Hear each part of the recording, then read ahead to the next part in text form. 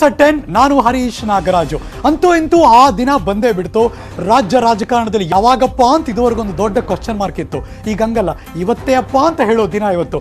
ನಾಳೆ ಸಂಕ್ರಾಂತಿಗೆ ಮುನ್ನ ದಿನ ಸಂಪುಟ ಸಂಕ್ರಮಣ ನಡೀತಾ ಇದೆ. ಇದೀಗ ಬರ್ತಿರುವಂತಹ ಬ್ರೇಕಿಂಗ್ ನ್ಯೂಸ್, BS ಯಡಿಯೂರಪ್ಪನವರ ಸಂಪುಟಕ್ಕೆ ಇವತ್ತು 7 ಸಚಿವರ ಎಂಟ್ರಿ, ಅಂದ್ರೆ 7 ಸಚಿವರು ಎಂಟ್ರಿ ಆಗ್ತಿದ್ದಾರೆ. ಮುಹೂರ್ತ ಮಧ್ಯಾಹ್ನ 3:50 ಬ್ರೇಕಿಂಗ್ ನ್ಯೂಸ್.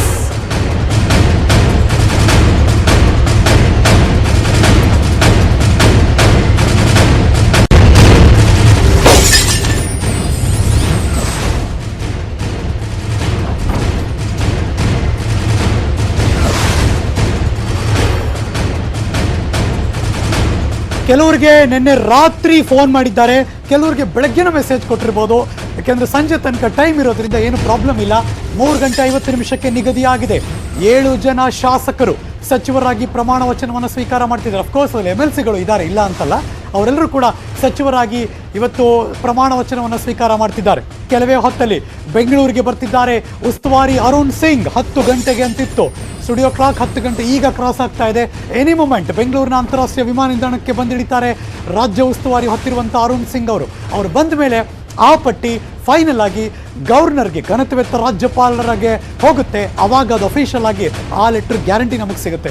ನ್ಯೂಸ್ 18ನಲ್ಲಿ 7 ಅಂದರೆ 7 ಜನ ಸಚಿವರ ಎಕ್ಸ್ಕ್ಲೂಸಿವ್ ಲಿಸ್ಟ್ ನಾವು ನಿಮ್ಮ ಮುಂದೆ ಇಡ್ತಾ ಇದ್ದೀವಿ. ಉಮೇಶ್ ಕತ್ತಿ, ಆರ್ ಶಂಕರ್, MTB ನಾಗರಾಜ್, ಅರವಿಂದ ಲಿಂಬಾವಳಿ, CP ಯೋಗೀಶ್ವರ್, ಇನ್ನು ಸುಳ್ಯದ ಅಂಗಾರ, ಇವರೆಲ್ಲರ ಹೆಸರು ಫಿಕ್ಸ್ ಆಗೋಯ್ತು. ಮುರುಗೇಶ್ ನಿರಾಣಿಗೂ ಕೂಡ ಮಂತ್ರಿ ಸ್ಥಾನ ಬಹುತೇಕ ಖಚಿತ ಆಗಿದೆಯಂತೆ. 11 ಗಂಟೆಗೆ ಅರುಣ್ ಸಿಂಗ್ ಬರ್ತಾರೆ. 10 ಗಂಟೆ ಎತ್ತಿತ್ತು, ಈಗ ಒಂಚೂರು ಮುಂದಕ್ಕೆ ಹೋಗಿದೆ. 11 ಗಂಟೆಗೆ ಅರುಣ್ ಸಿಂಗ್ ಅವರ ಆಗಮನ ಆಗುತ್ತೆ. ಅದಾದ್ಮೇಲೆ ರಾಜ್ಯಪಾಲರ ಅಂಗಳಕ್ಕೆ ಈ ಲಿಸ್ಟ್ ಅಫಿಷಿಯಲ್ ಆಗಿ ಹೋಗುತ್ತೆ. ಸಚಿವರ ಪಟ್ಟಿಯನ್ನು ರವಾನೆ ಮಾಡ್ತಾರೆ. ಆಗ ಅದು ಅಧಿಕೃತ ಅಂತ ಅನಿಸ್ಕೊಳ್ತಾ ಇದೆ. ಈ ಗ್ಯಾಪಲ್ಲಿ ಏನು ಬೇಕಾದರೂ ಆಗ್ಬೋದು. ಆ ಥರ ಆಗಿರುವ ಉದಾಹರಣೆಗಳು ಇರುವುದರಿಂದ ಹೇಳ್ತಿದ್ದೀನಿ. ಏನು ಬೇಕಾದರೂ ಬದಲಾವಣೆಗಳು, ಏನು ಬೇಕಾದರೂ ಅಡಿಷನ್ನು ಡಿಲಿಷನ್ನು, ಯಾವ ರೀತಿಯ ಬೆಳವಣಿಗೆ ಬೇಕಾದರೂ ಆಗುವಂಥ ಚಾನ್ಸಸ್ ಇದ್ದೇ ಇರುತ್ತೆ. ಆದರೆ ಯಾರಿಗಾಗಲೇ ಫಿಕ್ಸ್ ಆಗೋಗಿದೆ, ಫೋನ್ಗಳು ಬಂದಾಗೋಗಿದೆ, ಅಲ್ಲಿಗೆ ಯಾರಿಗೂ ಡಿಸ್ಟರ್ಬ್ ಆಗಲ್ಲ ಅಂತ ಅನ್ನಿಸ್ತಾ ಇದೆ. ಬಟ್ ಈ ಕ್ಷಣಕ್ಕೆ ಬಂದಿರೋ ಮಾಹಿತಿ ಪ್ರಕಾರ 7 ಜನ 7 ಸಚಿವರಾಗಿ ಅವರಷ್ಟು ಜನ ಅಧಿಕಾರವನ್ನು ಸ್ವೀಕಾರ ಮಾಡ್ತಾರೆ, ಪ್ರಮಾಣ ವಚನವನ್ನು ಸ್ವೀಕಾರ ಮಾಡ್ತಾರೆ ಬೆಂಗಳೂರಿನ ರಾಜಭವನದ ಅಂಗಳದಲ್ಲಿರುವಂತಹ ಗಾಜಿನ ಮನೆಗೆ. ಹಾಗಾಗಿ ಅವರೆಲ್ಲರೂ ಕೂಡ ರೆಡಿ ಆಗಿಬಿಟ್ಟಿದ್ದಾರೆ. ಅಫಿಷಿಯಲ್ ಕೆಲವರು ಮಾತು ಆಡಾಯಿತು, ನಮಗೆ ಫೋನ್ ಬಂದಾಯಿತು, ನಾವು ಬರ್ತಾ ಇದ್ದೀವಿ. ಅವರು, ಅವ್ರ ಮನೆಯವರು, ಅವರ ಕಾರ್ಯಕರ್ತರು ಎಲ್ಲರೂ ಕೂಡ ರಾಜಭವನದ ಕಡೆ, ನನ್ನ ಪ್ರಕಾರ ಈಗ ರಾಜಭವನದ ಕಡೆ ನಾವು ಕ್ಯಾಮ್ರಾ ತಿರುಗಿಸಿದ್ರೆ ಓ ಅಂತ ಅಲ್ಲಿ ಸಂಭ್ರಮ ಶುರುವಾಗ್ಬಿಟ್ಟಿರುತ್ತೆ. ಎಲ್ಲ ಬಂದು ಜಮಾಯಿಸಕ್ಕೆ ಶುರು ಮಾಡಿರ್ತಾರೆ. ತುಂಬ ಜನ ಊರುಗಳಿಂದ ಹೊರಡ್ತಾ ಇರ್ತಾರೆ. ಒಟ್ಟಿನಲ್ಲಿ MTB Nagaraj MLC, CP Yogeshwar MLC, R Shankar MLC, ಈ 3 ಜನ ಪರಿಷತ್ತಿನ ಸದಸ್ಯರು ಮಂತ್ರಿಗಳಾಗ್ತಿದ್ದಾರೆ. ಹುಕ್ಕೇರಿ ಭಾಗದವರು ಉಮೇಶ್ ಕತ್ತಿ, S ಅಂಗಾರ ಸುಳ್ಯ ಕಡೆಯವರು, ಇನ್ನು ಮುರುಗೇಶ್ ನಿರಾಣಿ ಬೀಳಗಿ ಕಡೆಯವರು, ಇವರು 3 ಜನ ಇವತ್ತು ಮಂತ್ರಿಗಳಾಗಿ ಅಧಿಕಾರ ಸ್ವೀಕಾರ ಮಾಡ್ತಿದ್ದಾರೆ. ಅರವಿಂದ ಲಿಂಬಾವಳಿ ಬೆಂಗಳೂರು ಕೋಟ ಇದೆಯಲ್ಲ, ಸೊ ಹಾಗಾಗಿ ಮಹದೇವಪುರದವರು ಅವರು ಕೂಡ ಅಧಿಕಾರವನ್ನು ಸ್ವೀಕಾರ ಮಾಡ್ತಿದ್ದಾರೆ. 7 ಜನರ ಲಿಸ್ಟ್ ಈಗ ಸಿಗ್ತಾ ಇದೆ. 7 ಸಚಿವರಾಗಿ ಇವತ್ತು ಅಧಿಕಾರವನ್ನು ತೆಗೆದುಕೊಳ್ಳುತ್ತಿದ್ದಾರೆ. 7+1 ಸ್ಟಿಲ್. ಯಾಕೆಂದರೆ ಒಬ್ಬರನ್ನ ಆಚೆಗೆ ತೆಗಿತಿರುವ ಸಂದರ್ಭದಲ್ಲಿ ಇನ್ನೊಬ್ಬರಿಗೆ ಅವಕಾಶ ಕೊಡ್ತಾರಾ, ಯಾರಿರ್ಬೋದು? ಇನ್ನೊಂದು ಕಡೆ ಮುನಿರತ್ನ ಅವ್ರು ಟ್ರೈ ಮಾಡ್ತಿದ್ದಾರೆ, ಇನ್ನೊಂದು ಕಡೆ ರೇಣುಕಾಚಾರ್ಯರು ಅವರು ಬೇರೆ ಲೆವೆಲ್ಗೆ ಟ್ರೈ ಮಾಡ್ತಿದ್ದಾರೆ. ವೆಲ್ಕಮ್. ಆ ಎಲ್ಲ ಸುದ್ದಿಗಳನ್ನು ಕೂಡ ನಿಮ್ಮ ಮುಂದೆ ಇಡುವಂಥ ನಾನ್ ಸ್ಟಾಪ್ ನ್ಯೂಸನ್ನು ನಾವು ಶುರು ಮಾಡ್ತಾ ಇದ್ದೀವಿ. MTB ನಾಗರಾಜ್, CP ಯೋಗೀಶ್ವರ್, ಅಂಗಾರ, ಮುರುಗೇಶ್ ನಿರಾಣಿ, ಅರವಿಂದ ಲಿಂಬಾವಳಿ, ಇವರೆಲ್ಲರಿಗೂ ಕೂಡ ಇದೀಗ ಗುಡ್ ಟೈಮ್. ಹಾಗಾಗಿ ಇವತ್ತು ಅವರು ಅಧಿಕಾರವನ್ನು ಸ್ವೀಕಾರ ಮಾಡ್ತಿದ್ದಾರೆ.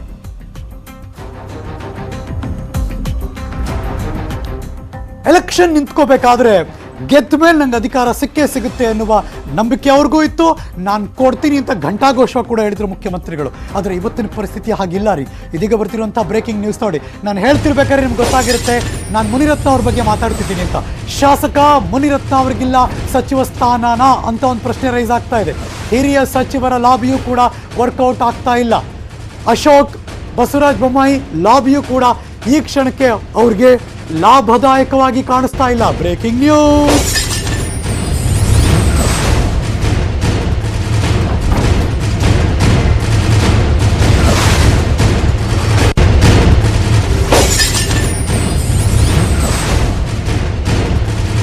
ಎಲ್ಲ ರೀತಿಯ ಒಂದು ರೀತಿ ಒಡಿಸೆ ತಂತ್ರಗಾರಿಕೆ ರಾಜಕಾರಣದಲ್ಲಿ ಎಲ್ಲವೂ ನಡೆಯುತ್ತೆ. ಹಾಗಾಗಿನೇ ಇದು ಹಾಗೆ ಆಗ್ತಾ ಇದೆ. ಸೊ ಹಾಗಾಗಿ ಮುನಿರತ್ನ ಅವರು ಕೂಡ ತಮಗೆ ವಿಶ್ವಾಸ ಇರುವಂತಹ ಎಲ್ಲ ಆಯಾಮದಲ್ಲೂ ಕೂಡ ಪ್ರಯತ್ನ ಪಡ್ತಿದ್ದಾರೆ. ಬೆಳಗ್ಗೆ ಕೂಡ ಅವ್ರ ಮುಖದಲ್ಲಿ ಸೀರಿಯಸ್ನೆಸ್ ಇತ್ತು, ಆದರೆ ಅವರ ಮಾತಿನಲ್ಲಿ ಮಾತ್ರ ಬಹಳ ಕಾನ್ಫಿಡೆನ್ಸ್ ಇತ್ತು. ಜಗತ್ತಲ್ಲಿ ಎಲ್ಲರೂ ಮಾತಾಡೋದು ಮುಖ್ಯಮಂತ್ರಿ ಯಡಿಯೂರಪ್ಪನವರು ಅಂದರೆ ಮಾತಿಗೆ ತಪ್ಪದ ನಾಯಕರು ಅಂತ. ಸೊ ಹಾಗಾಗಿ ನಂಗೆ ಮಾತು ಕೊಟ್ಟಿದ್ದಾರೆ, ಮಾತು ಉಳಿಸ್ಕೊತಾರೆ. ಇನ್ನೂ ಫೈನಲೈಸ್ ಆಗಿಲ್ಲ, ವೆಯ್ಟ್ ಮಾಡೋಣ ಅಂದರು. ಬೆಳಗ್ಗೆ 8 ಗಂಟೆ 8:45 8:15ಗೆ. ಸೊ ಹಾಗಾಗಿ ಇವಾಗ 10 ಕಾಲ ಆಗ್ತಾ ಇದೆ, 2 ಗಂಟೆ ಟೈಮ್ ಕಳೀತು. ಆದರೆ ಇನ್ನೂ ಕೂಡ ಟೈಮ್ ಇದೆಯಲ್ಲ, 3:50 ಅಂದಮೇಲೆ ಇನ್ನೂ ಟೈಮ್ ಇದೆ. ರಾಜ್ಯಪಾಲರಿಗೆ ಹೋಗೋದಕ್ಕೆ ಲಿಸ್ಟ್ ಇನ್ನೂ 1-1.5 ಗಂಟೆ ಟೈಮ್ ಬಾಕಿ ಇದೆ. ಸೊ ಹಾಗಾಗಿ 11:30 12 ಗಂಟೆ ಸುಮಾರಿಗೆ ಫೈನಲೈಸ್ ಆದರೂ ಕೂಡ ಈ ಬೆಳವಣಿಗೆಯ ಗ್ಯಾಪ್ನಲ್ಲಿ ನಾನು ಆಗಲೇ ಮೆನ್ಷನ್ ಮಾಡಿದಾಗೆ anything can happen under the sun. So ಹಾಗಾಗಿ ಏನು ಬೇಕಾದರೂ ಆಗ್ಬೋದು. ಆ ಬದಲಾವಣೆಯಲ್ಲಿ ಮುನಿರತ್ನ ಅವ್ರು ಆ್ಯಡ್ ಆಗ್ತಾರಾ ಅಥವಾ ಡಿಲೀಟ್ ಆಗೋಗ್ತಾರಾ ಅಥವಾ ಬೇರೆ ಏನಾದರೂ ಸರ್ಪ್ರೈಸಿಂಗ್ ಎಲಿಮೆಂಟ್ ಇದೆಯಾ ಗೊತ್ತಿಲ್ಲ. ನಾನೇನು ಮಾಡೋಕ್ಕೆ ಸಾಧ್ಯ ಇಲ್ಲ ಅಂತ CM ಕೂಡ ಹೇಳಿದ್ದಾರಂತೆ. ಹೈಕಮಾಂಡ್ ಒಪ್ತಾ ಇಲ್ಲ ಅಂತ ಕೈ ಚೆಲ್ಲಿರುವ ಮಾತುಗಳು ಕೇಳಿ ಬರ್ತಾ ಇದೆ. ವಿಜೇಂದ್ರ ಅವರ ಮೂಲಕ ಮುನಿರತ್ನ ಅವರ ಮನವೊಲಿಕೆ ಪ್ರಯತ್ನ ನಡೀತಾ ಇದೆ. ನಿನ್ನೆ ರಾತ್ರಿ ಕೂಡ ತಡರಾತ್ರಿವರೆಗೂ ಕೂಡ ಮಾತಾಡಿದ್ರು. ಬಳಿಕ ಬೆಳಗ್ಗೆ ಬನ್ನಿ ಭೇಟಿ ಮಾಡೋಣ ಅಂತಿದ್ರು. ಬೆಳಗ್ಗೆ ಕೂಡ CM ಭೇಟಿ ಮಾಡ್ತಾ ಇದ್ದಾರೆ. ಅಶೋಕ್ ಬೊಮ್ಮಾಯಿ ಕೂಡ ಬ್ಯಾಟಿಂಗ್ ಮಾಡ್ತಿದ್ದಾರೆ. ಯಾರ ಲಾಬಿಗೂ ಕೂಡ ಸೊಪ್ಪು ಹಾಕ್ತಾ ಇಲ್ವಂತೆ ಹೈಕಮಾಂಡ್. ನಿನ್ನೆ ರಾಘವೇಂದ್ರ, ಇವತ್ತು ವಿಜಯೇಂದ್ರ ಮೂಲಕ ಕೂಡ ಸಂಧಾನಕ್ಕೆ ಟ್ರೈ ಮಾಡ್ತಿದ್ದಾರೆ. ಮುನಿರತ್ನ ಅವರು ಬೇರೆ ಇನ್ಯಾವುದು ಡಿಸಿಷನ್ ತಗೋಬಾರ್ದು, ಮುನಿರತ್ನ ಅವರ ವಿಶ್ವಾಸಕ್ಕೆ ಇಟ್ಕೋಬೇಕು. ಆದರೆ ಈ ಕ್ಷಣಕ್ಕೆ ನನ್ನ ಕೈಯಲ್ಲಿಲ್ಲ ಈ ನಿರ್ಧಾರವನ್ನು ತೆಗೆದುಕೊಳ್ಳೋದಕ್ಕೆ. ಹಾಗಾಗಿ ಇದು ಹೈಕಮಾಂಡ್ ಆಗ್ತಾ ಇದೆ ಅಂತ ಯಡಿಯೂರಪ್ಪನವರು ಕೈ ಚೆಲ್ಲಿದ್ದಾರೆ ಅನ್ನುವ ಸುದ್ದಿ ಬರ್ತಾ ಇದೆ. ಇನ್ವೇ ಬಲಭಾಗದಲ್ಲಿ ನೀವು ಏನು ವಿಜುವಲ್ಸ್ ನೋಡ್ತಾ ಇದ್ದೀರಾ, ಒಂದು ರೀತಿ ಕಂಟಿನ್ಯೂಸ್ ಆಗಿ ನನ್ನ ಸಹೋದ್ಯೋಗಿಗಳು ವಿಜುವಲ್ಸ್ ಏನು ಪ್ಲೇ ಮಾಡ್ತಿದ್ದಾರೆ.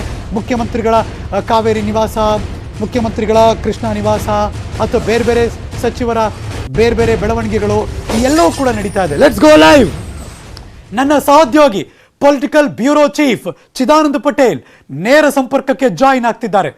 ವೆರಿ ಗುಡ್ ಮಾರ್ನಿಂಗ್ ಪಟೇಲ್ರೆ. ಆ್ಯಕ್ಚುಲಿ ಈಗ ಅಬ್ಸರ್ವ್ ಮಾಡ್ತಾ ಇದ್ದೀನಿ, ಇವತ್ತೆನಿವೆ ಪ್ರಮಾಣ ವಚನ ಇದೆ, ನೀವು ಕೂಡ ವೇಸ್ಟ್ ಕೋಟ್ ಹಾಕ್ಕೊಂಡು ವೈಟ್ ಶರ್ಟ್ ಹಾಕ್ಕೊಂಡು ಒಳ್ಳೆ ಅದೇ ದಿರಿಸಿನಲ್ಲಿ ಇದ್ದೀರಾ ಅಂತ ನನಗೂ ಅನ್ನಿಸ್ತಾ ಇದೆ. ಮೇ ಬಿ ಅದೇ ಮಾಹೋಲ್ ಕ್ರಿಯೇಟ್ ಆಗ್ತಿದೆ ಈಗ ಅಂತ ಅನ್ನಿಸ್ತಾ ಇದೆ. ಸಮಾರಂಭಕ್ಕೆ ಕ್ಷಣಗಣನೆ ಶುರುವಾಗ್ತಿರೋ ಈ ಟೈಮ್ನಲ್ಲಿ ಹೇಗಿದೆ ವಾತಾವರಣ? ಎಲ್ಲವೂ ಸುಸೂತ್ರವಾಗಿ ಹ್ಯಾಂಡ್ಲ್ ಮಾಡ್ತಿದ್ದಾರಾ, ಇಲ್ಲ ಇನ್ನೂ ಟೆನ್ಷನ್ ಇದೆ? ಹರೀಶ್ ನಾಗರಾಜು, ಭಾಳ ಕಷ್ಟ, ಅರುಣ್ ಸಿಂಗ್ ಅವ್ರು ಬರೋ ತನಕ ವೆಯ್ಟ್ ಮಾಡಬೇಕು ಅಂತೀರಾ? ಏನಿದೆ ನಿಮ್ಮ ಒಳಗಿನ ನಿಮಗೆ ಸಿಗ್ತಾ ಇರುವಂಥ ಮಾಹಿತಿಗಳು?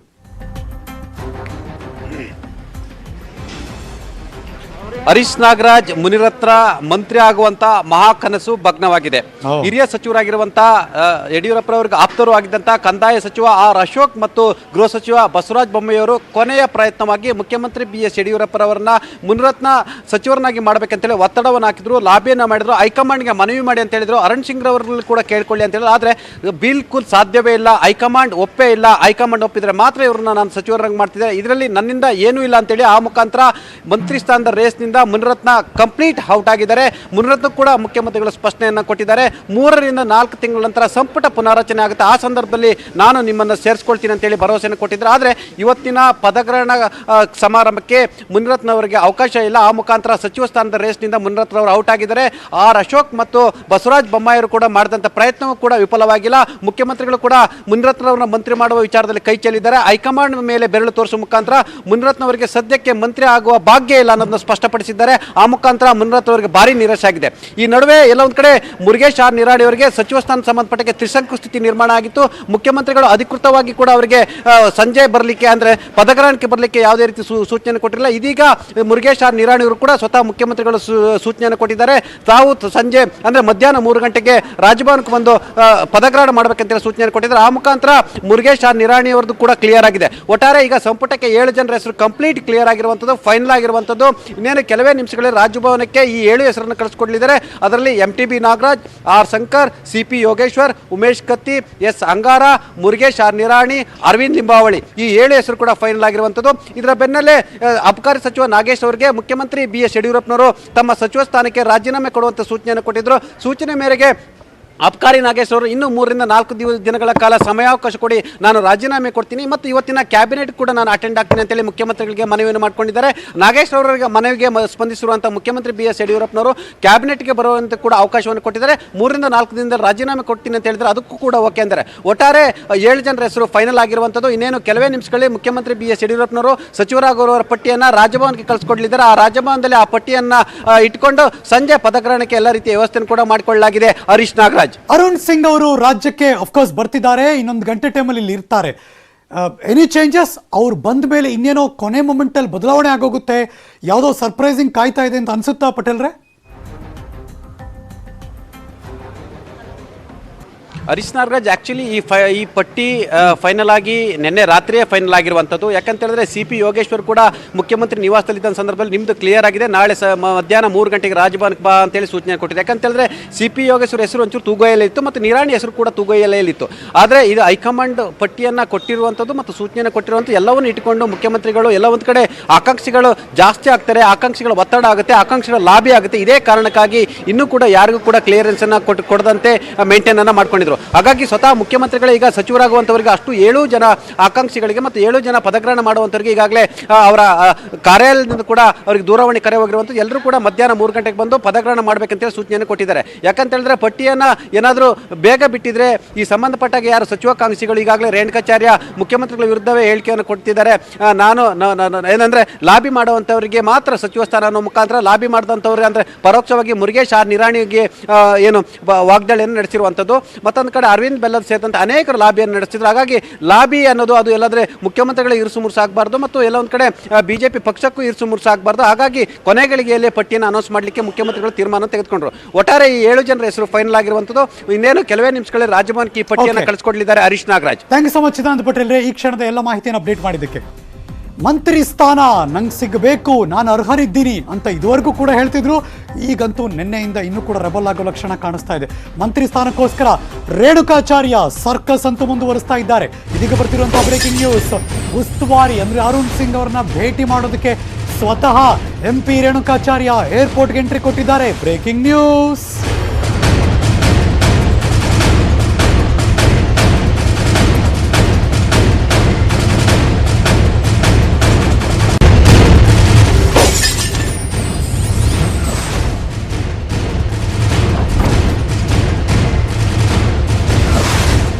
ನಿನ್ನೆ ಕೂಡ MP ರೇಣುಕಾಚಾರ್ಯ ಅವರು ರೆಬಲ್ಲೇ ಆಗಿದ್ರು ನಿನ್ನೆ ಅವರ ಮಾತುಗಾರಿಕೆಯಲ್ಲಿ. ಅದಾದ್ಮೇಲೆ ಅವ್ರನ್ನ ಮನವೊಲಿಸುವ ಪ್ರಯತ್ನ ಅಂತೂ ನಡೀತಾ ಇತ್ತು, ಇಲ್ಲ ಅಂತಲ್ಲ.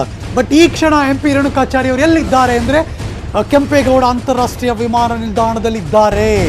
ಅಲ್ಲೇನು ಮಾಡ್ತಿದ್ದಾರೆ, ಅಫ್ಕೋರ್ಸ್ ಕೆಲವೇ ಕ್ಷಣದಲ್ಲಿ ಅರುಣ್ ಸಿಂಗ್ ಅವರು ಬರಬೇಕು, ರಾಜ್ಯ ಉಸ್ತುವಾರಿ. ನೀವು ನೋಡ್ತಿರುವಂತಹ ದೃಶ್ಯ ಇದು ದೇವನಹಳ್ಳಿಯಲ್ಲಿರುವಂತಹ ಕೆಂಪೇಗೌಡ ಅಂತಾರಾಷ್ಟ್ರೀಯ ವಿಮಾನ ನಿಲ್ದಾಣ.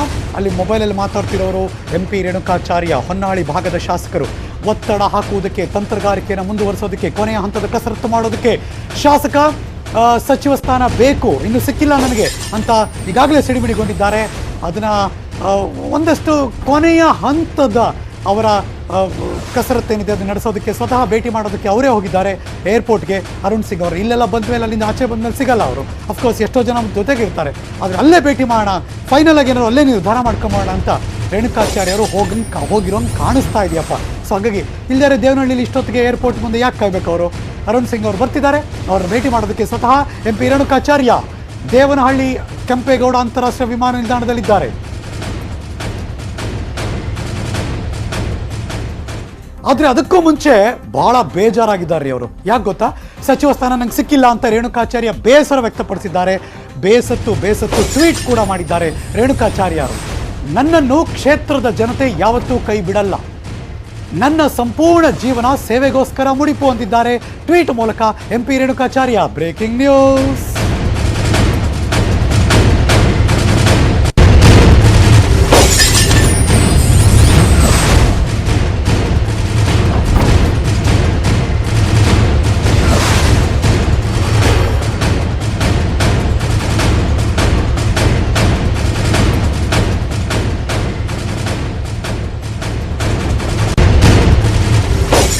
ಅಂತೂ ಈಗ ಟ್ವೀಟು, ನನ್ನನ್ನು ಯಾರೇ ಕೈ ಬಿಟ್ಟರು ಹೊನ್ನಾಳಿ, ನ್ಯಾಮತಿ, ಅವಳಿ ತಾಲೂಕಿನ ನನ್ನ ಪಾಲಿನ ದೇವರುಗಳಾದ ಜನತೆ ನನ್ನನ್ನು ಎಂದೂ ಕೈ ಬಿಡುವುದಿಲ್ಲ. ನನ್ನ ಸಂಪೂರ್ಣ ಜೀವನವನ್ನು ಅವರ ಸೇವೆಗಾಗಿಯೇ ಮುಡಿಪಾಗಿಟ್ಟಿರುವೆ. ನನ್ನ ನಿಸ್ವಾರ್ಥ ಸೇವೆ ಪಕ್ಷಕ್ಕೆ ಮತ್ತು ಜನರಿಗೆ ನಿರಂತರವಾಗಿರುತ್ತೆ. CM ರಾಜಕೀಯ ಕಾರ್ಯದರ್ಶಿ ರೇಣುಕಾಚಾರ್ಯ ಅವರ ಟ್ವೀಟ್ ಇದು.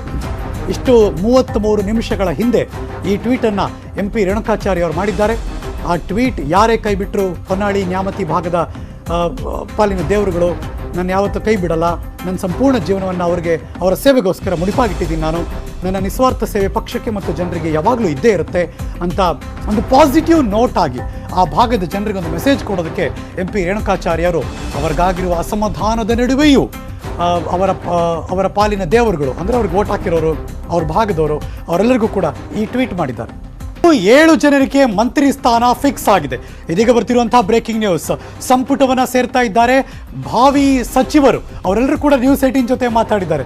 ಏನೇನು ಮಾತಾಡಿದ್ರು ಬನ್ನಿ ಕೇಳೋಣ.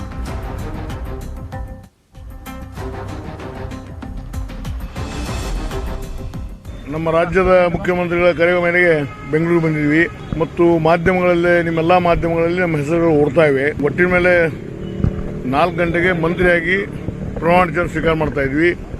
ಮುಖ್ಯಮಂತ್ರಿಗೆ ಭೇಟಿಯಾಗಿ ಹೋಗ್ತಾ ಇದ್ದೀನಿ. ಇದು ಮುಗಿದ ತಕ್ಷಣ ನಾನು ಪ್ರಮಾಣ ವಚನ ಡೀಟೇಲ್ ಆಗಿ ಪ್ರಶ್ನೆ ಮಾತಾಡ್ತೀನಿ. ಅದು ಪಕ್ಷದ ಆಂತರಿಕ ವಿಷಯ. ನನಗೆ 4 ಗಂಟೆಗೆ ಪ್ರಮಾಣ ವಚನ ಇದೆ ಅಂತ ಹೇಳಿದ್ದಾರೆ. ನಾನು ಹೊಂಟಿದ್ದೀನಿ. ನನಗೆ ಏನು ಮಾಡಿದಾರೆ ನಾನು ಹೇಳ್ತಾ ಇದ್ದೀನಿ. ಎಲ್ಲ ಕೆಲವರು ಮಾಡಿದ್ದು ನನಗೆ ಗೊತ್ತಿಲ್ಲ. ನನಗೆ ಬರ್ಲಿಕ್ಕೆ ಹೇಳಿದ್ದಾರೆ, ಬಂದಿದ್ದೀನಿ. ಮುಖ್ಯಮಂತ್ರಿಗೆ ಭೇಟಿ ಆಗ್ತೀನಿ. ಪ್ರಮಾಣ ವಚನ ಕೊಟ್ಟರೆ ತಗೋತೀನಿ, ಕೊಡದಿದ್ರೆ ಬಿಡ್ತೀನಿ. ನಾನು ಆಶಾವಾದಿ, ಹುಟ್ಟಿನಿಂದ ಆಶಾವಾದಿ. ಇವತ್ತು 60 ವರ್ಷ ಹುಟ್ಟಿನಿಂದ ಆಶಾವಾದಿ ಇದ್ದೀನಿ. ಮಂತ್ರಿ 8 ಬಾರಿ MLA ಆಗಿದ್ದೀನಿ. ಮಂತ್ರಿ ಆಗಿ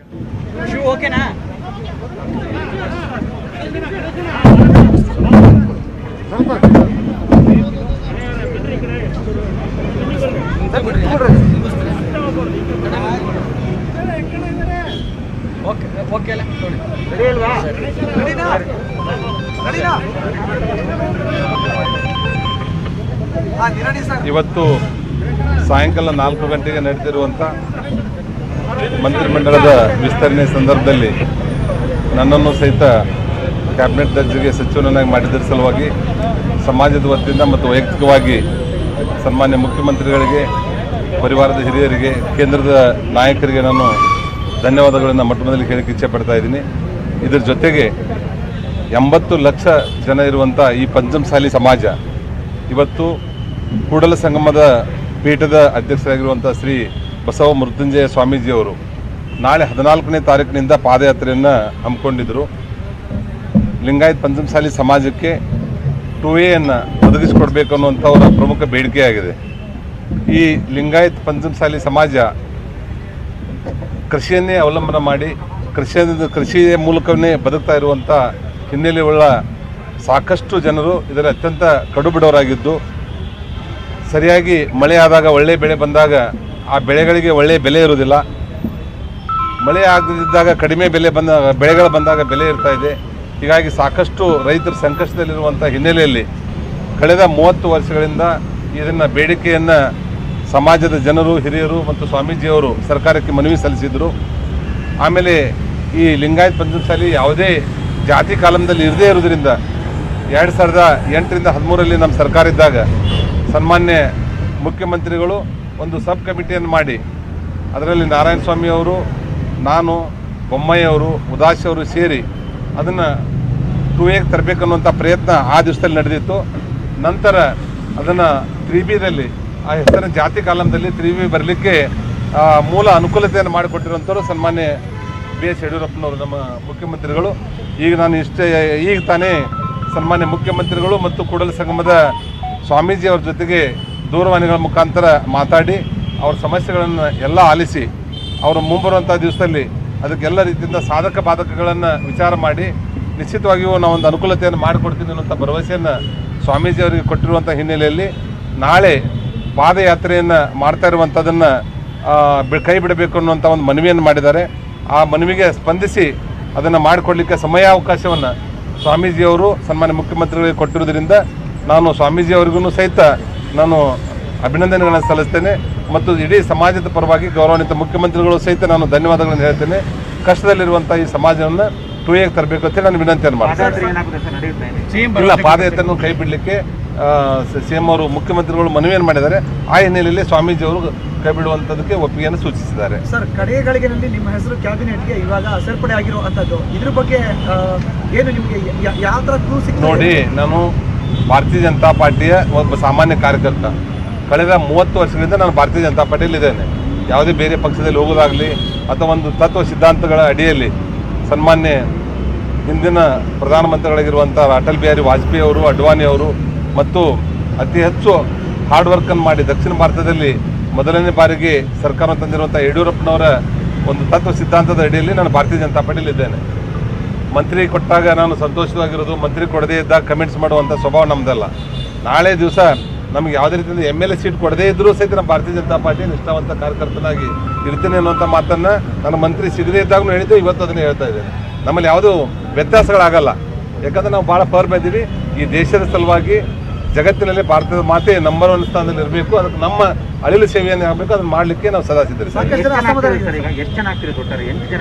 ಇಲ್ಲ, ಸಾಹೇಬರು ನಿರ್ಧಾರ ಮಾಡ್ತಾರೆ, ನಮಗಿನ್ನು ಪೂರ್ತಿಯಾಗಿ ಗೊತ್ತಿಲ್ಲ. ಕೆಲವು ಸಚಿವರನ್ನ ಕೈ ಬಿಡ್ತಾರೆ ಅಂತ ಪೂರ್ತಿ ಅಷ್ಟೊಂದು ವಿವರವಾಗಿರುವಂಥ ಮಾಹಿತಿ ಅವ್ರ ಜೊತೆ ಚರ್ಚೆ ಮಾಡಿಲ್ಲ.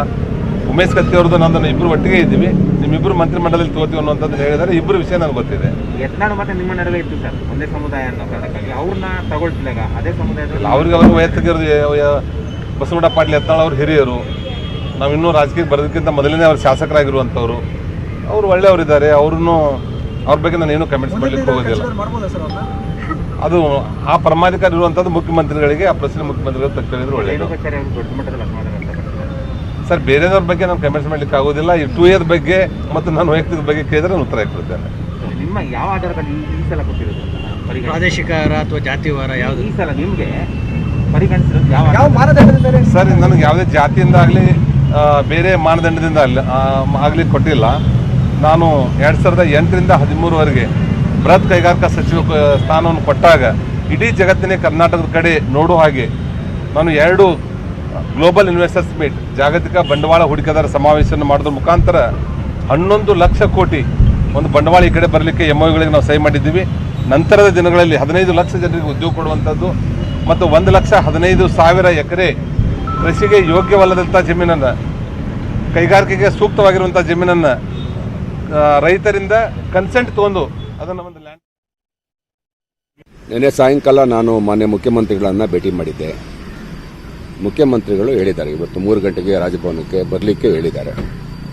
ಹಾಗಾಗಿ ನನಗೆ ಸಚಿವ ಸ್ಥಾನ ಸಿಗುತ್ತೆ ಅನ್ನೋ ಒಂದು ಭರವಸೆ ಇದೆ.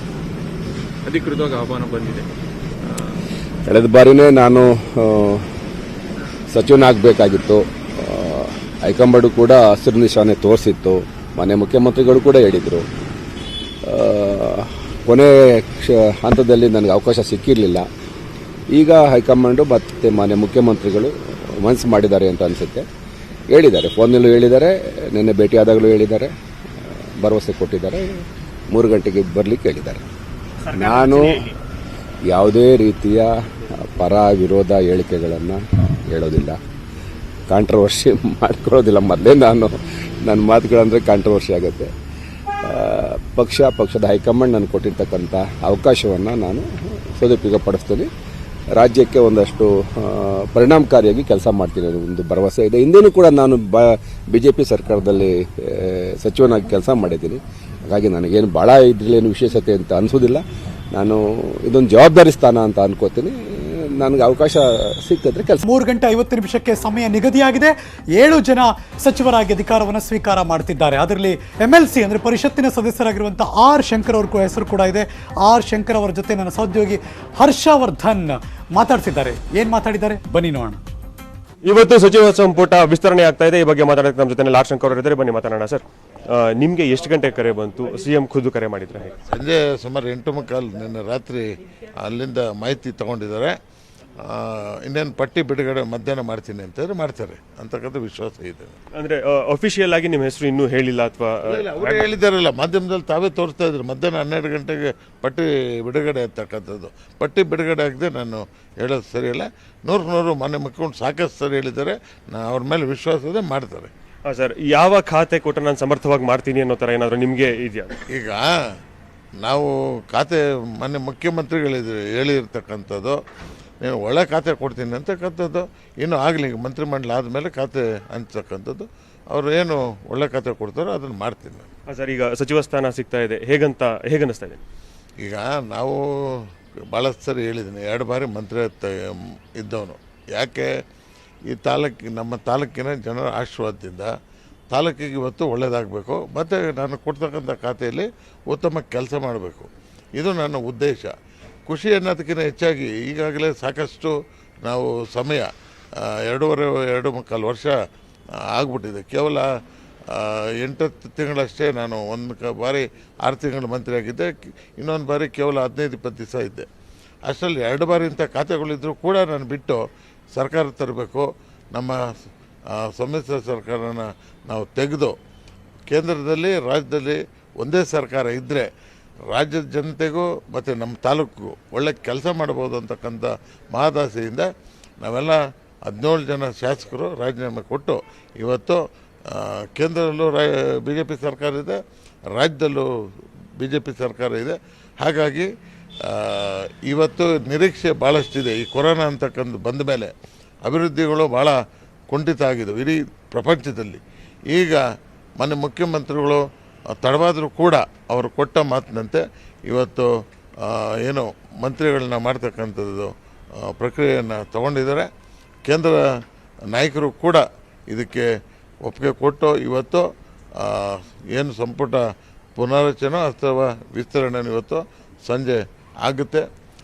ಆ ಮುಖೇನ ನಾವು ನೂತನವಾಗಿ ಆಗ್ತಕ್ಕಂಥ ಸಚಿವರು ಮತ್ತು ಮುಖ್ಯಮಂತ್ರಿಗಳು ಏನು ಹಿಂದೆ ಇರ್ತಕ್ಕಂಥ ಸಚಿವರ ತಂಡ ಎಲ್ಲರೂ ಈ ರಾಜ್ಯದ ಅಭಿವೃದ್ಧಿಗೆ ನಮ್ಮ ತಾಲೂಕಿನ ಅಭಿವೃದ್ಧಿಗೆ ನಾವು ಹೆಚ್ಚಿನ ಕೆಲಸ ಮಾಡಲಿಕ್ಕೆ ನಮಗೊಂದು ಅವಕಾಶ ಆಗುತ್ತೆ. Thank you sir. ಇವಿಷ್ಟು ಆರ್ ಶಂಕರ್ ಅವರ ಮಾತು. ಕ್ಯಾಮರಾ ಪರ್ಸನ್ ಯೋಗೇಶ್ ಜೊತೆ ಹರ್ಷವರ್ಧನ್, ನ್ಯೂಸ್ 18 ಕನ್ನಡ, ಬೆಂಗಳೂರು. ಇನ್ನು 6 ಬಾರಿ ಶಾಸಕರಾಗಿರುವಂತಹ ಎಸ್ ಅಂಗರ್ ಅವರಿಗೆ ಮಂತ್ರಿಗಿರಿ ಫಿಕ್ಸ್ ಆಗಿದೆ. ಅವರು ತಮ್ಮ ಸಂತೋಷವನ್ನ ನ್ಯೂಸ್ 18 ಜೊತೆ ಕೂಡ ಹಂಚಿಕೊಂಡಿದ್ದಾರೆ. ನನ್ನ ಸಹೋದ್ಯೋಗಿ ಕೃಷ್ಣ ಮಾತಾಡ್ತಿದ್ದಾರೆ, ಬನ್ನಿ ನೋಡೋಣ. ಕೊನೆಗೂ ಮುಖ್ಯಮಂತ್ರಿ ಬಿ ಎಸ್ ಯಡಿಯೂರಪ್ಪನವರು ಸಂಪುಟ ವಿಸ್ತರಣೆಯನ್ನು ಮಾಡ್ತಿದ್ದಾರೆ. ಆದರೆ ಈ ಬಾರಿ ಪ್ರಮುಖವಾಗಿ ಮಂಗಳೂರಿನ ಭಾಗಕ್ಕೆ ಪ್ರಾಮುಖ್ಯತೆಯನ್ನು ಕೊಡ್ತಾ ಇರುವಂತದ್ದು. ಪ್ರಮುಖವಾಗಿ ಎಸ್ ಅಂಗಾರ ಏನಿದ್ದಾರೆ ಅವರಿಗೆ ಸಚಿವ ಸ್ಥಾನ ಕೊಡೋದಕ್ಕೆ ಈಗಾಗಲೇ ಮುಖ್ಯಮಂತ್ರಿಗಳು ತೀರ್ಮಾನವನ್ನು ಮಾಡಿದ್ದಾರೆ. ಈಗ ಸ್ವತಃ ನಮ್ಮ ಜೊತೆಗೆ ಎಸ್ ಅಂಗಾರ ಅವರು ಇದ್ದಾರೆ. ಸರ್, ಮೊದಲನೇದಾಗಿ ಕಂಗ್ರಾಚುಲೇಷನ್, ಮುಖ್ಯಮಂತ್ರಿಗಳು ಕರೆ ಮಾಡಿದ್ರ ಬನ್ನಿ ರಾಜಭವನಕ್ಕೆ ಅನ್ನುವಂಥದ್ದು. ಸರಿ, ಧನ್ಯವಾದಗಳು ತಮಗೆ. ಮುಖ್ಯಮಂತ್ರಿಯವರು ಮೊನ್ನೆ ಫೋನ್ ಮಾಡಿ ನನಗೆ 2 ದಿನ ಇಲ್ಲಿ ಉಳ್ಕೊಳ್ಬೇಕು ಅಂತ ಹೇಳಿದ್ದಾರೆ. ಆ ಪ್ರಕಾರ ನಾನು ಬಂದಿದ್ದೇನೆ ಇವತ್ತು. ಸರ್, ಯಾವ ಆಧಾರದ ಮೇಲೆ ನಿಮ್ಮನ್ನ ಮುಖ್ಯಮಂತ್ರಿಗಳು ಸಂಪುಟಕ್ಕೆ ಪರಿಗಣಿಸಿದ್ದಾರೆ ಅನ್ನುವಂಥದ್ದು? ಅಲ್ಲ, ನಾನು ಯಾವ ಆಧಾರದಲ್ಲಿ ಅವರು ಸಂಪುಟದಲ್ಲಿ ಪರಿಗಣನೆ ಮಾಡಿದ್ರೆ ಹೇಳಲಿಕ್ಕೆ ಆಗೋದಿಲ್ಲ. ಇವತ್ತು ನನ್ನ ಕ್ಷೇತ್ರದಲ್ಲಿ ನಾನು ಕಳೆದ 6 ಅವಧಿಯಲ್ಲಿ ಮಾಡಿರ್ತಕ್ಕಂಥ ಕೆಲಸಗಳಿರ್ಬೋದು, ವೈಯಕ್ತಿಕವಾಗಿ ನಾನು ನಡ್ಕೊಂಡಂಥ ನಡತೆಗಳಿರ್ಬೋದು, ಎರಡನೇದಾಗಿ ನಾವು ಪಕ್ಷದಲ್ಲಿ ಪ್ರಾಮಾಣಿಕವಾಗಿ ನಮ್ಮ ವಿಚಾರಗಳಿಗೆ ಬದ್ಧರಾಗಿ ಕೆಲಸ ಮಾಡಿದಿರ್ಬೋದು, ಇದರಲ್ಲಿ ಎಲ್ಲದರಲ್ಲೂ ಕೂಡ ಪರಿಗಣನೆ ಮಾಡಿಕೊಂಡು ಅವರು ಆಯ್ಕೆ ಮಾಡಿರ್ಬೋದು. ಈ ರೀತಿಯ ಸ್ಥಾನವನ್ನು ಕೊಡಬೇಕಾದ್ರೆ ಪಾರ್ಟಿಯು ಕೂಡ ಆ ರೀತಿಯ ಗಮನವನ್ನು ಹರಿಸಿದೆ. ಎರಡನೇದಾಗಿ ಮಾನ್ಯ ಮುಖ್ಯಮಂತ್ರಿಯವರು ಕೂಡ ಆ ರೀತಿಯ ಗಮನ ಹರಿಸಿ ಕೊಟ್ಟಿರುವಂಥ ಪಾರ್ಟಿ ಮತ್ತು ಸಂಘಟನೆ ಒಟ್ಟು ಗಮನ ಹರಿಸಿ ಕೊಟ್ಟಿರುವಂಥದ್ದು. ಈಗಾಗಲೇ ಯಾವ್ದಾದ್ರು ಖಾತೆ ಕೇಳಿದ್ದಾರೆ ಸರ್, ಇಂಥದ್ದೇ ಖಾತೆ ಬೇಕು ಅನ್ನುವಂಥದ್ದು ಮುಖ್ಯಮಂತ್ರಿಗಳ ಜೊತೆ ಚರ್ಚೆ ಮಾಡಿದಿರಾ ಅಂತ? ಇಲ್ಲ, ನಾನು ಯಾವುದೇ ಖಾತೆಯನ್ನು ಕೇಳಲಿಲ್ಲ. ಈಗ ಯಾವುದೇ ಖಾತೆ ಕೊಟ್ಟರು ಯಾವ ರೀತಿ ನಿಭಾಯಿಸ್ತೀರಿ, ಮತ್ತೆ ಜನರಿಗೆ ಏನು ಮೆಸೇಜ್ ಕೊಡ್ತೀರಿ ನಿಮ್ಮ ಜಿಲ್ಲೆಯ ಜನತೆಗೆ ಅಂತ? ಇವತ್ತು ಯಾವುದೇ ಖಾತೆಯನ್ನು ಕೊಡಲಿ, ಆ ಎಲ್ಲ ಖಾತೆಯನ್ನು ಕೂಡ ಸಮರ್ಥವಾಗಿ ನಿರ್ವಹಿಸ್ತಾರೆ ಅನ್ನತಕ್ಕಂಥ ವಿಶ್ವಾಸ ನನಗಿದೆ. ಇಡೀ ಜಿಲ್ಲೆಯ ಜನಗಳಿಗೆ ನನಗೆ ಕ್ಷೇತ್ರದಲ್ಲಿ ಅವಕಾಶವನ್ನು 6 ಬಾರಿ ಮಾಡಿಕೊಟ್ಟಿದ್ದಾರೆ. ಆಗ ಕ್ಷೇತ್ರದ ಜನತೆಗಳ ವಿಶ್ವಾಸ ಏನಿದೆಯಾ, ನಂಬಿಕೆ ಏನಿದೆಯಾ, ಅದನ್ನು ಉಳಿಸುವಂಥ ಕೆಲಸವನ್ನು ನಾನು ಪ್ರಾಮಾಣಿಕವಾಗಿ ಮಾಡಿದ್ದೇನೆ. ಅದೇ ರೀತಿಯಲ್ಲಿ ಜಿಲ್ಲೆಯ ಜನತೆಗಳಿಗೆ ಕೂಡ ಇವತ್ತು ನಮ್ಮ ಪಾರ್ಟಿಯ ಮೇಲೆ ನಮ್ಮ ಮೇಲೆ ಇಟ್ಟಿರ್ತಕ್ಕಂಥ ಪ್ರೀತಿ ವಿಶ್ವಾಸ ಇದೆ. ಅದಕ್ಕೆ ಯಾವುದೇ ರೀತಿಯ ಚ್ಯುತಿ ಬರದಂತೆಯಲ್ಲಿ ನಡ್ಕೊಂಡು ನಾವು ಕೆಲಸವನ್ನು ಮಾಡ್ತೇವೆ. ಇದಿಷ್ಟು ಎಸ್ ಅಂಗಾರ್ ಅವರ ಮಾತಾಗಿದೆ. ಪ್ರಮುಖವಾಗಿ ಇವತ್ತು ಮುಖ್ಯಮಂತ್ರಿಗಳು ನನ್ನ ಸಂಪುಟಕ್ಕೆ ಸೇರ್ಪಡೆ ಮಾಡ್ಕೊಳ್ತಾ ಇರುವಂತದ್ದು ಬಹಳ ಖುಷಿ ವಿಚಾರ. ಮತ್ತೆ ಅಭಿವೃದ್ಧಿ, ಮಂಗಳೂರನ್ನ ಜಿಲ್ಲಾ ಅಭಿವೃದ್ಧಿಗೂ ಕೂಡ ನಾನು ಶ್ರಮಿಸ್ತೇನೆ, ಯಾವುದೇ ಖಾತೆ ಕೊಟ್ಟರು ಕೂಡ ನಿಭಾಯಿಸ್ತೇನೆ ಅನ್ನೋ ಮಾತನ್ನ ಹೇಳ್ತಾ ಇರುವಂತದ್ದು. ಕ್ಯಾಮರಾ ಪರ್ಸನ್ ಯೋಗೇಶ್ ಜೊತೆಗೆ ಕೃಷ್ಣ ಜೀವಿ, ನ್ಯೂಸ್ 18 ಕನ್ನಡ, ಬೆಂಗಳೂರು. ಮಂತ್ರಿ ಆಗೋದಕ್ಕೆ ಬಹಳ ಪ್ರಯತ್ನ ಪಟ್ಟಿದ್ರು, ಒಂದು ಹಂತಕ್ಕೆ ಹತಾಶರಾಗಿ ಕೂಡ ಮಾತಾಡ್ಬಿಟ್ಟಿದ್ರು. ಆದ್ರೆ ಇವತ್ತಂತೂ ಅವರಿಗೆ ಗುಡ್ ನ್ಯೂಸ್, ಖುಷಿ ಆಗ್ಬಿಟ್ಟಿದ್ದಾರೆ. ಹೊಸಕೋಟೆಯ ಮಾಜಿ ಶಾಸಕರಾಗಿದ್ದವರು ಈಗ MLC ಆಗಿದ್ದಾರೆ. ಅವರೇ MTB ನಾಗರಾಜ್ ಮಾತಾಡಿದ್ರು ಕೂಡ, ಬನ್ನಿ ನೋಡೋಣ. 4 ಗಂಟೆಗೆ ಸಚಿವ ಸಂಪುಟ ವಿಸ್ತರಣೆ ಮತ್ತು ಯಾರ್ಯಾರು ಸಂಭಾವನೆಯ ಪಟ್ಟಿಯಲ್ಲಿರ್ತಕ್ಕಂಥ ಸಚಿವರನ್ನು ಈಗಾಗಲೇ ಮೀಡಿಯಾಗಳ ಮೂಲಕ ನಾವು ನೋಡಿದ್ದೇವೆ. ಆ ಪಟ್ಟಿಯಲ್ಲಿ ನಮ್ಮದು ಇದೆ, ನಮ್ಮದು ಆಗ್ತದೆ ಅನ್ನೋ ನಿರೀಕ್ಷೆಯಲ್ಲಿ ನಾವು ಇದ್ದೇವೆ. ನಮಗೆ ಕಾಲ್ ಬಂದಿದೆ, ಸಾಯಂಕಾಲ 4 ಗಂಟೆಗೆ ಸಚಿವ ಸಂಪುಟ ವಿಸ್ತರಣೆ ಬಗ್ಗೆ ಸಮಾರಂಭಕ್ಕೆ ಬರಬೇಕು ಅಂತೇಳಿ ಹೇಳಿದ್ದಾರೆ. ಆಲ್ರೆಡಿ ಬಂದಿದೆ. 4 ಗಂಟೆಗೆ ಆ ಸಮಾರಂಭಕ್ಕೆ ಬರಲಿಕ್ಕೆ ಕೂಡ ಆಹ್ವಾನವನ್ನು ಕೊಟ್ಟಿದ್ದಾರೆ. ಬರ್ತೀವಿ, ಸಚಿವರಾಗಿ ಮಾಡಬೇಕು ಅನ್ನೋ ವಿಚಾರ ಭಾಳ ಸಾರಿ ಹೈಕಮಾಂಡ್ ವರಿಷ್ಠರಲ್ಲಿ ಮತ್ತು ನಮ್ಮ ನಾಯಕರಾದಂಥ ಯಡಿಯೂರಪ್ಪನವರು ಕೂಡ ಭಾಳಷ್ಟು ಚರ್ಚೆ ಮಾಡಿದ್ದಾರೆ. ನಾನು ಯಾವುದೇ ಖಾತೆಯನ್ನು ನಿರೀಕ್ಷೆ ಮಾಡಿಲ್ಲ. ಅವರು ಯಾವುದೇ ಖಾತೆ ಕೊಟ್ಟರು ಕೂಡ ಆ ಖಾತೆಯನ್ನು ನಾನು ಸಮರ್ಥವಾಗಿ ನಿಭಾಯಿಸುವಂಥ ಕೆಲಸ ನಾವು ಮಾಡ್ತೇವೆ. ಸಾರ್ವಜನಿಕರ ಸೇವೆ ಮಾಡಬೇಕು. 3:50 ಟೈಮ್ ಅಂತೂ ಡಿಸೈಡ್ ಆಯಿತು. 7 ಜನರು ಇವತ್ತು ಅಧಿಕಾರವನ್ನು ಸ್ವೀಕಾರ ಮಾಡ್ತಿದ್ದಾರೆ, ಅಂದರೆ ಪ್ರಮಾಣ ವಚನದಲ್ಲಿ ಭಾಗವಹಿಸ್ತಿದ್ದಾರೆ, ಸಚಿವರುಗಳಾಗ್ತಿದ್ದಾರೆ. ಆದರೆ ಹೊರಗೋಗ್ತಿರೋರು ಅಬಕಾರಿ ಸಚಿವರಾದಂಥ ಆರ್ ನಾಗೇಶ್ ರಾಜೀನಾಮೆಗೆ ಇದೀಗ ಮುಖ್ಯಮಂತ್ರಿಗಳು ಸೂಚನೆ ಕೊಟ್ಟಿದ್ದಾರೆ. ಬರ್ತಿರುವಂತಹ ಸುದ್ದಿ ತೋರಿಸ್ತಾ ಇದ್ದೀನಿ. ಈ ಸ್ಥಾನವನ್ನು ತಮ್ಮಲ್ಲೇ ಉಳಿಸ್ಕೊಳ್ಳೋದಕ್ಕೆ ಮುಖ್ಯಮಂತ್ರಿಗಳು ನಿರ್ಧರಿಸಿದ್ದಾರಂತೆ. ಈ ನಡುವೆ ತಮ್ಮನ್ನ ಸಚಿವ ಸ್ಥಾನದಿಂದ ಕೈ ಬಿಡುವಂಥ ವಿಚಾರಕ್ಕೆ ನಾಗೇಶ್ ಅವರು ಬೇಸರ ವ್ಯಕ್ತಪಡಿಸಿದ್ದಾರೆ. ಗ್ರಾಮ ಪಂಚಾಯಿತಿ ಚುನಾವಣೆಯಲ್ಲಿ ತುಂಬ ಕಷ್ಟಪಟ್ಟಿದ್ದೀನಿ ಅಂತ ಮಾತಾಡಿದ್ದಾರೆ. ನಾವೆಲ್ಲ BS ಯಡಿಯೂರಪ್ಪನವರು CM ಆಗೋಕ್ಕೆ ಸಪೋರ್ಟ್ ಮಾಡಿದ್ವಿ, ಅವರೀಗ ನಮಗೆ ಸಪೋರ್ಟ್ ಮಾಡಬೇಕು ಅಂದಿದ್ದಾರೆ ಆರ್ ನಾಗೇಶ್ ಅವರು. ಅಲ್ಲಿ ಹೋದ್ಮೇಲೆ ಏನು ಮತ್ತೆ ಮುಂದಿನ ಬೆಳವಣಿಗೆ ಏನು ಅನ್ನೋ ತಿಳ್ಕೊಂಡು ಆಮೇಲೆ ನಾನು ಹೇಳ್ಬೋದು. ಅಲ್ಲಿವರೆಗೂ ನನಗೇನು ಗೊತ್ತಿಲ್ಲ. ಈಗ ಇಲ್ಲಿ ತನಕ ಅಂತೂ ಯಾವುದೇ ಇಲ್ಲ ಏನಿಲ್ಲ, ಇಲ್ಲಿ ತನಕ ಏನಿಲ್ಲ. ಹೋಗ್ತಾ ಇದ್ದೀನಿ ಕ್ಯಾಬಿನೆಟ್ಗೆ. ನನಗೇನು ಇನ್ನೂ ಬಂದಿಲ್ಲ, ಬರೋದು ಇಲ್ಲ ಅಂತ ಅನ್ನೋ ಒಂದು ಅನಿಸಿಕೆ ನನಗಿದೆ. ಯಾಕಂದರೆ ನನಗೆ ದೇವರು ನಮ್ಮ ಪರ ಇದ್ದಾನೆ. ಒಳ್ಳೆ ಕೆಲಸ ಮಾಡಿದ್ರೆ ಒಳ್ಳೇದಾಗುತ್ತೆ ಅಂತ ಅಲ್ವಾ. ನಾನು ಯಾರಿಗೂ ಮೋಸ ಮಾಡಿಲ್ಲ, ಏನಿಲ್ಲ. ಮುಖ್ಯಮಂತ್ರಿಗಳು ಭೇಟಿ ಮಾಡಿದಾಗ ಏನೇನು ಭೇಟಿ ಮಾಡಿದಾಗ ಅದೇ ಪಟ್ಟಿ ಬರಬೇಕಪ್ಪ. ಸಾಯಂಕಾಲ ಬಂದಮೇಲೆ ಗೊತ್ತಾಗುತ್ತೆ ಇನ್ನೂ ಯಾವುದು ಸೇರಿಸ್ಬೇಕು, ಯಾವ್ದು ಬಿಡಬೇಕು ಅನ್ನೋದು ನಿರ್ಧಾರ ಆಗಿಲ್ಲ. ನನ್ನ ಸಾಯಂಕಾಲ ಅಂದರು. ನಾನು ಆ ಕಡೆ ಹೋಗಿಲ್ಲ, ಕೋಲಾರ್ಗೆ ಹೋಗ್ಬಿಟ್ಟೆ. ರಾತ್ರಿ ಲೇಟ್ ಆಯ್ತು ಬರೋದು. ಅಷ್ಟು ಹೇಳಿದ್ರು ಅಷ್ಟೇ. ಏನು ನಮ್ಮ ಪರವಾಗಿ ಇರಬೇಕಲ್ಲ ಅವರು. ಯಾಕಂದರೆ ಅವ್ರ ಪರವಾಗಿ ನಾವಿದ್ವಿ ಕಷ್ಟ ಕಾಲದಲ್ಲಿ. ಈಗ ಈ ಕಾಲದಲ್ಲಿ ನಮ್ಮ ಪರವಾಗಿ ಇರಬೇಕಲ್ಲ, ಅದು ಧರ್ಮ. ಅದು ಅವರು ನನ್ನ ಕಾಪಾಡ್ತಾರೆ, ನಮ್ಮ ಜೊತೆಲಿ ಇಟ್ಕೊತಾರೆ. ಅವರು ಇನ್ನೂ ಮುಂದುವರ್ಷ ಪೂರ್ತಿ ಅವಧಿ ಇರಬೇಕಲ್ಲ. ನಮ್ಮ ಸಪೋರ್ಟ್ ಫುಲ್ ಇರಬೇಕು, ನಾವು ಕೊಡ್ತೀವಿ. ನಾವು ಬಾಂಬೆಗೆ ಹೋಗಿ ಬಂದವರು ಏನು 17 ಜನ ಇದ್ದೀವಿ, ನಾವು ಒಟ್ಟಿಗೆ ಇದ್ದೀವಿ. ಸಂಪೂರ್ಣ ಬೆಂಬಲ ಅವರಿಗೆ ನಮ್ಮ ಕಡೆಯಿಂದ. ನನ್ನ ಕಡೆ ಅಂತಂದು 100ಕ್ಕೆ 100ರಷ್ಟು ಬೆಂಬಲ ಇದೆ. ಕೇಳಿಲ್ಲ, ಯಾಕೆ ನಾನೀಗ ಆಲ್ಮೋಸ್ಟ್ BJP ಇದ್ದಂಗೆ ತಾನೆ. ಅಷ್ಟೆಲ್ಲ ಬೆಂಬಲ ಕೊಟ್ಟು ನಾನು ಸಮ್ಮಿಶ್ರ ಸರ್ಕಾರ ಬಿಟ್ಟು ಬಂದ ಮೇಲೆ ನಾನು BJPಯವನೇ.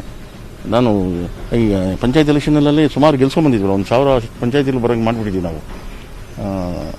ಹೋರಾಟ ಮಾಡಿ ಭಾಳ ಹೋರಾಡಿದ್ವಿ ನಾವು. BJP ತರಬೇಕಂದ್ರೆ ಕೋಲಾರ ಅಷ್ಟು ಈಸಿ ಅಲ್ಲ. ಅದರಲ್ಲೂ ನಮ್ಮ ಜನ ಇದ್ದಾರಲ್ಲ, ನಮ್ಮ ಜನಸಂಖ್ಯೆನೂ ಭಾಳ ಇದೆ ಅಲ್ಲಿ. ಅವರೆಲ್ಲನೂ ನಾನಿರೋದ್ರಿಂದ ಪಾಪ BJPಗೆ ಮಾಡಿದ್ವಿ ಸರ್. ಈ ಬೆಳವಣಿಗೆಗಳಾದ್ಮೇಲೆ ಹೈಕಮಾಂಡ್ ನಾಯಕರ ಜೊತೆ ಮಾತಾಡಿದ್ವಿ? ಇಲ್ಲ ಮಾತಾಡಿ. ನಾನು ಯಾಕೆ ಮಾತಾಡ್ತೀನಿ, ಸರೋಗಲ್ಲ. ನಾವು CM ಅನ್ನು ಬೈಪಾಸ್ ಮಾಡಿ ಹೋಗೋದು ತಪ್ಪಾಗುತ್ತೆ. ಯಾರ ಕಡೆ ಮಾತಾಡ್ತೀವಿ. ಅಲ್ಲಿ ಹೋದ್ಮೇಲೆ ಏನು ಮತ್ತೆ ಮುಂದಿನ ಬೆಳವಣಿಗೆ ಏನು ಅನ್ನೋ ತಿಳ್ಕೊಂಡು ಆಮೇಲೆ ನಾನು ಹೇಳ್ಬೋದು. ಅಲ್ಲಿವರೆಗೂ ನನಗೇನು ಗೊತ್ತಿಲ್ಲ. ಈಗ ಇಲ್ಲಿ ತನಕ ಅಂತೂ ಯಾವುದೇ ನಾನೇ ನೆನಪಿಸ್ಕೊತಾ ಇದ್ದೀನಿ. ಲೈವಲ್ಲಿ ಇದನ್ನು ಮೆನ್ಷನ್ ಮಾಡಿದ್ವಿ ನಾವು. News 18 ಮೂಲಕ ಆರ್ ನಾಗೇಶ್ ಅವ್ರನ್ನ ಕೈ ಬಿಡ್ತಾರೆ ಅಂತ. ಐ ಥಿಂಕ್ ಅದು ಹಂಗೆ ಪ್ರೂವ್ ಆಗೋಯ್ತು ಅಂತ ಅನಿಸ್ತಾ ಇದೆ. ಏನಿವೆ ಆರ್ ನಾಗೇಶ್ ಅವರು ಇನ್ನೂ ಕೂಡ ತಮ್ಮ ಆಶಾಭಾವನೆಯನ್ನು ಬಿಟ್ಟಿಲ್ಲ, ಇನ್ನೂ ಕೂಡ ಟ್ರೈ ಮಾಡ್ತಿದ್ದಾರೆ ಅಂತ ಅನಿಸ್ತಾ ಇದೆ. ಅವರ ಮಾತುಗಳನ್ನು ಕೇಳಿಸ್ಕೋತಾರೆ. Let's move on. ಮುಂದಿನ ಸುದ್ದಿಗೆ ಹೋಗೋಣ. ಇವ್ರಿಗಂತೂ ಮಂತ್ರಿಗಿರಿ ಮಿಸ್ ಆಗೋಯ್ತು. ನಾನು ಚಿತ್ರದುರ್ಗದವ್ರ ಬಗ್ಗೆ ಮಾತಾಡ್ತಿದ್ದೀನಿ. ಶಾಸಕರಾದಂಥ ತಿಪ್ಪಾರೆಡ್ಡಿ ಅವರು ಈಗ ಬೇಸರವನ್ನು ವ್ಯಕ್ತಪಡಿಸಿದ್ದಾರೆ. ಹಿರಿಯ ಪಟ್ಟಿಯಲ್ಲಿ ಅಂಗಾರ ಅವರು ಕತ್ತಿಗೆ ಅವಕಾಶ ಸಿಕ್ಕಿದೆ, ಯೋಗೇಶ್ವರ್ಗೆ ನೀಡಿದ್ದು ಭಾಳ ಆಶ್ಚರ್ಯ ಅನ್ನಿಸ್ತಿದೆ ಅಂತ ಸಚಿವಾಕಾಂಕ್ಷಿಗಳಲ್ಲಿ ಇದ್ದಂಥ ಹಿರಿಯ BJPಯ ನಾಯಕರು, ಶಾಸಕರು ತಿಪ್ಪಾರೆಡ್ಡಿ ಅವರ ಅನಿಸಿಕೆ. ಅಂಗಾರ ಇವರೆಲ್ಲ ಕೊಟ್ಟಿರ್ತಕ್ಕಂಥದ್ದು ಅವರು ಕೂಡ ಸೀನಿಯರ್, ನನ್ನಷ್ಟೇ ಸೀನಿಯರ್. ಆ ರೀತಿ ಕೊಟ್ಟಿರ್ತಕ್ಕಂಥದ್ದು. ಆಮೇಲೆ ಸರ್ಕಾರ ಬರೋದಕ್ಕೆ ಯಾರು ಸಹಾಯ ಮಾಡಿದ್ರು ಅವ್ರಿಗೂ ಒಂದಿಬ್ಬರು ಕೊಟ್ಟಿದ್ದಾರೆ. ಅದ್ರಾಗೆ ಯೋಗೇಶ್ವರಿ ಕೊಟ್ಟಿರೋದೇ ಭಾಳ ಆಶ್ಚರ್ಯ. ಅವರಿಗೆ ಸೋತಂಥವರು ಅವರು ಸಹಾಯ ಮಾಡಿದ್ದಾರೆ ಅಂತ ಹೇಳ್ತಾರೆ. ಅದೇನು ಸಹಾಯ ನನಗೆ ಅರ್ಥ ಆಗಲ್ಲ. ಅದು ಅವ್ರಿಗೆ ಅಷ್ಟು ಸಾಕಾಗಿತ್ತು. ಆದರೂ ಕೂಡ ಅವ್ರು ತಿರ್ಗಿ ಮತ್ತೆ ಕ್ಯಾಬಿನೆಟ್ ಕೊಡ್ತಾ ಇರ್ತಕ್ಕಂಥದ್ದು ನನಗೆ ಭಾಳ ಆಶ್ಚರ್ಯ ಆಗಿದೆ. TB ನಾಗರಾಜ್ ಇರ್ಬೋದು, ಇನ್ನು ಶಂಕರ್ ಅವರೆಲ್ಲ ನಮಗೆ ಸರ್ಕಾರ ಬರೋದಕ್ಕೆ ಸಹಾಯ ಮಾಡಿದ್ರು. ಈ ರಾಜ್ಯದ ಇವತ್ತು ಸಂಪುಟದಲ್ಲಿರ್ತಕ್ಕಂಥವ್ರು ಅರ್ಧಕ್ಕಿಂತ ಹೆಚ್ಚು ಜನ ಈ 2 ಜಿಲ್ಲೆಗೆ ಸೇರಿರ್ತಕ್ಕಂಥವ್ರು. ನನ್ನ ಅನುಭವದಲ್ಲಿ ನಾನು ಸುಮಾರು 50-51 ವರ್ಷ ಆಯಿತು ರಾಜಕೀಯಕ್ಕೆ ಬಂದು. 30 ವರ್ಷ ಶಾಸಕನಾಗಿ ಜನಗಳ ನನ್ನ ಕ್ಷೇತ್ರದ ಜನಗಳ ಸೇವೆ ಮಾಡಿ, ರಾಜ್ಯದ ಜನಗಳ ಸೇವೆ, ಜಿಲ್ಲೆಯ ಜನಗಳ ಸೇವೆ ಮಾಡೋಂಥ ಅವಕಾಶ ಸಿಗದೆ ಸ್ವಲ್ಪ ನಿರಾಸೆ ಆಗಿದೆ ನನಗೆ. ಮತ್ತು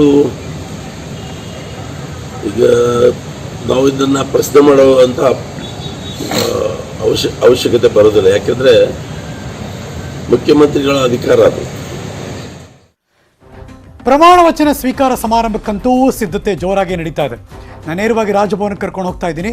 ರಾಜಭವನದಲ್ಲಿ ಎಲ್ಲ ರೀತಿಯ ತಯಾರಿಗಳು ಕೂಡ ನಡೀತಾ ಇದೆ. ರಾಜಭವನದ ಎಂಟ್ರೆನ್ಸ್ ಇದು. ಈಗಾಗಲೇ ಸೆಕ್ಯೂರಿಟಿ ಟೈಟ್ ಆಗ್ತಾ ಇದೆ.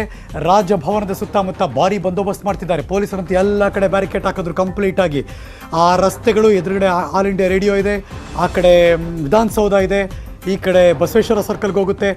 ಐ ಥಿಂಕ್ ನನ್ನ ಸಜೆಷನ್ ಏನಪ್ಪ ಅಂದರೆ, ಇವಾಗ ಓಕೆ ಮಧ್ಯಾಹ್ನ 12-1 ಗಂಟೆ ಆಗ್ತಿದ್ದ ಹಾಗೇ ಆ ಭಾಗದ ಕಡೆ ಓಡಾಡೋ ರಸ್ತೆಗಳಲ್ಲಿ ಹೋಗದೇ ಇರೋದು ಒಳ್ಳೆಯದು. ಬಿಕಾಸ್ ಟ್ರಾಫಿಕ್ ಜಾಮಿಗೆ ಹಾಕೋತೀರ. ನನ್ನ ಸಹೋದ್ಯೋಗಿ Chidananda Patel, political bureau chief, ಅಲ್ಲೆಲ್ಲ ಓಡಾಡಿ ಹೇಗಿದೆ ಅಂತ ಕಂಪ್ಲೀಟಾಗಿ ಒಂದು ವಾಕ್ ಥ್ರೂ ಕಳಿಸ್ಕೊಟ್ಟಿದ್ದಾರೆ. ಬನ್ನಿ ನೋಡೋಣ. ಇದೀಗ ನಾನು ರಾಜಭವನದ ಮುಂಭಾಗ ಇದ್ದೇನೆ. ಇವತ್ತು ಮಧ್ಯಾಹ್ನ 3:50ಕ್ಕೆ ಸಚಿವ ಸಂಪುಟ ವಿಸ್ತರಣೆ ಕಾರ್ಯಕ್ರಮ ನಡೆಯಲಿದೆ. ಒಟ್ಟು 7 ಜನರು ಸಚಿವರಾಗಿ ಪ್ರಮಾಣ ವಚನ ಸ್ವೀಕರಿಸ್ತಿದ್ದಾರೆ. ಹಾಗಾಗಿ ರಾಜಭವನದಲ್ಲಿ ಅಂತಿಮ ಸಿದ್ಧತೆ ನಡೀತಿರುವಂಥದ್ದು. ಯಾಕಂತೇಳಿದ್ರೆ ಬಿಗಿ ಪೊಲೀಸ್ ಬಂದೋಬಸ್ತ್ ಕೂಡ ನಡೀತಿದೆ. ತಾವಿಲ್ಲಿ ಗಮನಿಸಬಹುದು. ನಾನು ರಾಜಭವನದ ಮುಂಭಾಗದಲ್ಲಿ ರಾಜಭವನದ ಪೊಲೀಸ್ ಅಧಿಕಾರಿಗಳು, ರಾಜಭವನದ ಸೆಕ್ಯೂರಿಟಿಗಳು ಈಗಾಗಲೇ ಎಲ್ಲ ರೀತಿಯ ಸಿದ್ಧತೆಯನ್ನು ಮಾಡ್ಕೊಂಡಿದ್ದಾರೆ. ಎಲ್ಲರೂ ಕೂಡ ರಾಜಭವನದ ಮುಂದೆ ನಿಂತ್ಕೊಂಡು ಸೆಕ್ಯೂರಿಟಿಯನ್ನು ಚೆಕ್ ಅನ್ನು ಮಾಡ್ತಿದ್ದಾರೆ. ತಾವು ಗಮನಿಸಬಹುದು, ಇಲ್ಲಿ ಇವತ್ತು ಪ್ರಮಾಣ ವಚನ ಕಾರ್ಯಕ್ರಮ ಇರೋದ್ರಿಂದ ಅತಿ ಹೆಚ್ಚು ಬ್ಯಾರಿಕೇಡ್ಗಳನ್ನ ಹಾಕಿದ್ದಾರೆ. ತಾವು ನೋಡ್ಬೋದು, ಈ ಬ್ಯಾರಿಕೇಡ್ಗಳನ್ನ ನೋಡ್ಬೋದು. ರಾಜಭವನದ ಸುತ್ತ ಬಿಗಿ ಬಂದೋಬಸ್ತಿನ ಕಾರಣಕ್ಕಾಗಿ ಬ್ಯಾರಿಕೇಡ್ನ ಹಾಕಿದ್ದಾರೆ. ಅದಕ್ಕೂ ಪ್ರಮುಖವಾಗಿ ಇಲ್ಲಿ ಇವತ್ತು ಬೆಂಗಳೂರು ಸಿಟಿ ಪೊಲೀಸ್ ಏನು ರ್ಯಾಪಿಡ್ ಆಕ್ಷನ್ ಫೋರ್ಸ್ ಅನ್ನ ಒಂದು ಹಾಕಿರುವಂಥದ್ದು. ಈಗಾಗಲೇ ಆ ರ್ಯಾಪಿಡ್ ಆಕ್ಷನ್ ಫೋರ್ಸ್ನ ವೆಹಿಕಲ್ ಕೂಡ ಇಲ್ಲಿ ಬಂದಿರುವಂಥದ್ದು. ಯಾಕಂತ ಹೇಳಿದ್ರೆ ಹೆಚ್ಚಿನ ಬಿಗಿ ಭದ್ರತೆಗಾಗಿ ಈ ಒಂದು ವಾಹನವನ್ನು ಇಲ್ಲಿ ರಾಜಭವನದಲ್ಲಿ ಏನು ನಿಯೋಜನೆ ಮಾಡಿರುವಂಥದ್ದು ತಾವು ಗಮನಿಸಬಹುದು. ಅಂದರೆ ಯಾವುದೇ ಗಳಿಗೆಯಲ್ಲಿ ಕೂಡ ಹೆಚ್ಚಿನ ಸೆಕ್ಯೂರಿಟಿ ಅಗತ್ಯ ಇರುತ್ತೆ. ಜನರು ಬರ್ತಾರೆ, ಯಾಕಂತ ಹೇಳಿದ್ರೆ ಸಚಿವರಾಗುವಂಥವರು ಅಭಿಮಾನಿಗಳು, ಕಾರ್ಯಕರ್ತರು, ಆಪ್ತರು ಬರ್ತಾರೆ. ಹಾಗಾಗಿ ಹೆಚ್ಚಿನ ಸೆಕ್ಯೂರಿಟಿಯನ್ನು ಕೂಡ ಕೊಡ್ಲಿಕ್ಕಾಗಿ ಈ ಒಂದು ರ್ಯಾಪಿಡ್ ಆಕ್ಷನ್ ಫೋರ್ಸ್ನ ಒಂದು ವೆಹಿಕಲ್ ಅನ್ನು ಕೂಡ ಇಟ್ಟಿರುವಂಥದ್ದು ತಾವು ಗಮನಿಸಬಹುದು. ಇಲ್ಲಿ ಈಗಾಗಲೇ ಪೊಲೀಸರು ಕೂಡ ಎಲ್ಲ ರೀತಿಯ ಸಿದ್ಧತೆಯನ್ನು ಮಾಡ್ಕೊಂಡಿದ್ದಾರೆ.